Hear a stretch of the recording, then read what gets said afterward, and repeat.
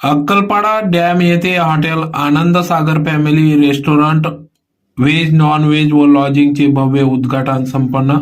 याबाबत अधिकृत असे की साक्री तालुक्यातील प्रसिद्ध असलेले अक्कलपाडा डॅम या ठिकाणी अतिशय निसर्गरम्य वातावरण असून या ठिकाणी आनंद हॉटेल सागर फॅमिली रेस्टॉरंट व लॉजिंगची आज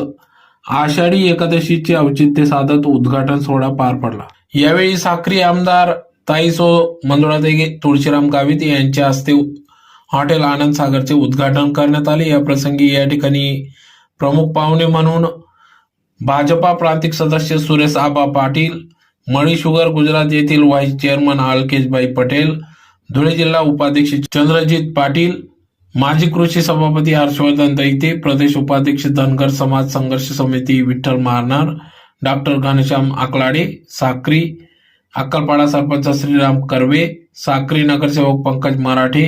महिर सरपंच रमेश भाऊ सरग, साक्री तालुका भाजपा अध्यक्ष संजय अहिरराव, पंडित अण्णा मदने, गोपालभाऊ माने, लखन भाऊ रुपनार, अण्णा खेमनार, सुनील भाऊ वाघ, राजेंद्र पाटील, गुलाब चव्हाण, उत्तम कोडेकर, भीमराव मारनर, नाना गरदरे, साहेबराव बागले, महारू थोरात आदी सर्व मान्यवर पदाधिकाऱ्यांच्या उपस्थितीत हॉटेल आनंद सागरचे उद्घाटन करण्यात आले.